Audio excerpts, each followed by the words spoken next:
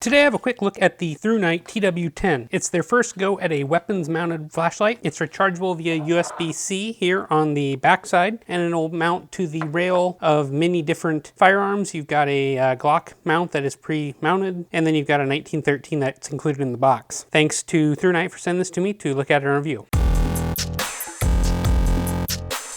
Packaging is very similar to other Thrunites, except this is a white box and it's a magnetic closure box, which is kind of nice and not something they do all the time. It is available in black, which is what I've got here, and a desert tan. You do get a few different accessories. You get some spare O-rings, a spare rear port cover, a 1913 rail piece, and a little Allen key, like I mentioned. You get a USB A to C cable-free charging, and you get the 18350 battery inside, as well as some paperwork. The light's available both in black and desert tan. I received the black aluminum version here. That's the Black Scout Survival version, which in my opinion inconveniently has this large Black Scout Survival logo on the side, as well as then you've got Thrunite TW10 on the side. So branding here is pretty heavy. That's not what I want to have on the side of my firearms, so something to keep in mind there. The rear buttons here are the way you turn it on and off. They are basically like Thrunite buttons or like Olight uses. They are electronic switches. They take a little bit of force to operate.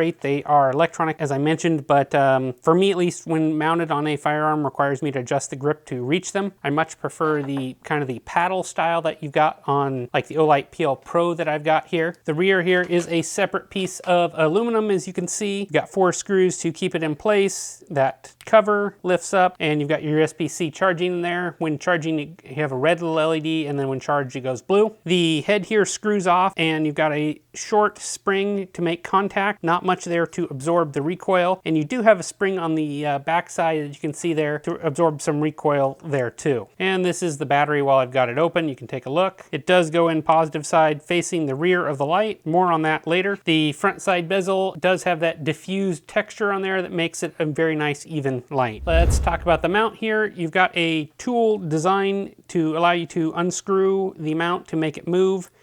You've got it push and spring actuated there to fit on your rail. I grab a firearm here that is unloaded and safe. I can mount it on there. Then I can just tighten it down by hand.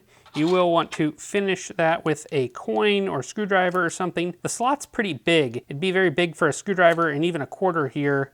It really, you need to get it hand tight and then finish screwing it down. Not super tight there. It's not the best system. I really like the toolless designs that many other brands have. I think that's really nice. One other thing to mention while this is mounted here, you've got to dismount the light to charge it using the onboard charging system. There's no way to get a cable in there or anything like that, which is inconvenient. Let's talk LED and beam here. The LED that's being used is the Osram P9 LED, and it's behind that plastic diffused TIR optic. Thrunite says it'll produce 900 lumens for 3.5 minutes before stepping down to 427 lumens and run for 130 minutes. My runtime graph here that I did shows that it gets very similar results. The light does get warm, but it's not dangerous warm or anything like that. Thanks to that diffused beam, it's very even. It doesn't throw quite as far. It's got a fairly neutral cool white, which I actually like. When I compare it to the Olight PL Pro here, this has a much yellower neutral LED emitter, and it throws much further. They are very similar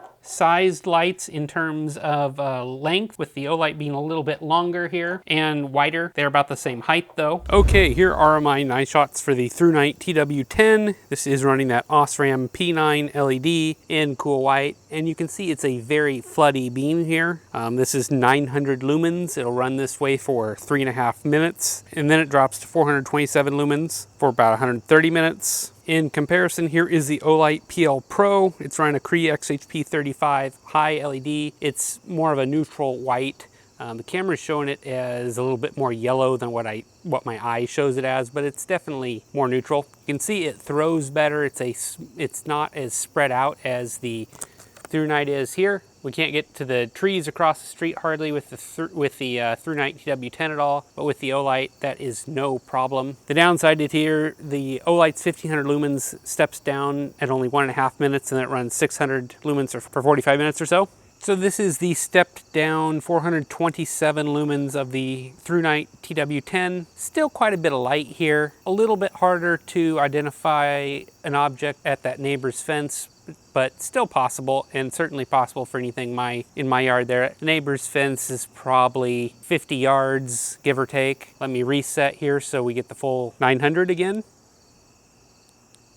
And the full 900, you can see it's a little bit better, but it does drop again there. So good demonstration of the two output modes of this light. The UI here is very, very simple. It's got two buttons on the side. They both do the exact same thing. You can press and hold for momentary mode, let off, or you can click once and the light will stay on. There is no strobe or anything like that. Double pressing the buttons together does nothing special. It is what it is. As mentioned, the light comes with a Thrunite 1100 milliamp hour battery, and as we saw with the Catapult Mini a few weeks ago, this is a protected button top cell, and it has that plastic ring that stands proud of the contact. This means it makes it hard to fit inside standard battery chargers without a magnet to make your contact, but it is possible. That said, this still does work on that normal charger, and that's how I would charge these, just because I don't want to mount and dismount my light all the time. I was able to put a flat top cell in here, a keep power, and the light worked just fine. It charged just fine, so swapping batteries is probably your best bet with the TW10. But like I mentioned, it does have onboard USB-C charging. While USB-C is good here, in this position means you need to remove it from your pistol to charge or take the battery out, and I think it'd be better if the charging port was on the bottom. It'd be easier to access. Total charge time was 2.23